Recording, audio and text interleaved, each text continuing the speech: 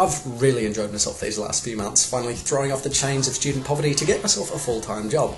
Now, for those of you who don't know, I'm now working for a Sydney-based civil construction company as a site engineer. But the only problem is, I'm not yet a qualified engineer.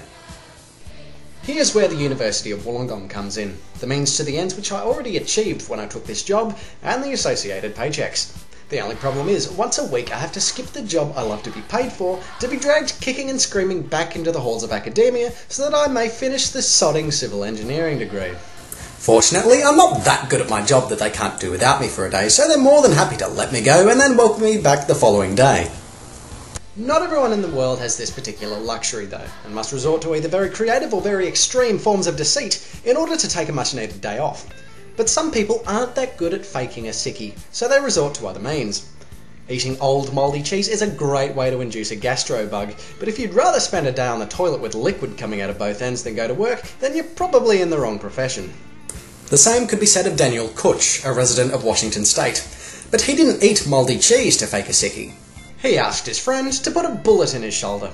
The idea was he'd tell police he was injured during a drive-by shooting on his morning jog. But the Washington PD is clearly a lot smarter than Mr. Kutch, who is charged with false reporting. His friend was arrested for reckless endangerment. It was later revealed that Mr. Kutch was not only trying to take a few days off, but also avoid routine drug tests carried out by his workplace. Whether he still has a job to show up to, though, remains to be seen.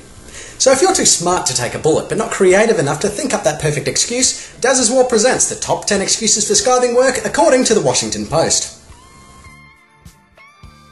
I'm extremely sensitive to a rise in interest rates. The dog ate my car keys. We're going to hitchhike to the vet. My stigmata is acting up. The psychiatrist said it was an excellent session. He even gave me this jaw restraint so I won't bite things when I'm startled. I have a rare case of 48-hour projectile leprosy, but I know we've got that deadline to meet. My mother-in-law has come back as one of the undead, and we must track her to her coffin to drive a stake through her heart and give her eternal peace. One day should do it. Constipation has made me a walking time bomb. I just found out that I was switched at birth. Legally, I shouldn't come to work knowing my employee records may now contain false information. When I got up this morning, I took 2 laxatives in addition to my Prozac. I can't get off the toilet, but I feel good about it. If it's all the same to you, I won't be coming into work. The voices told me to clean all the guns today. That said, I'll take this opportunity to assure my colleagues that I really do go to uni on Tuesdays. There are no psychotic episodes, no gastric ailments, nor loaded firearms to report. So when your boss can tell that you're not taking a legitimate day off, you've only got your determination or your creativity to fall back on. Mouldy cheese, anyone? Take care out there.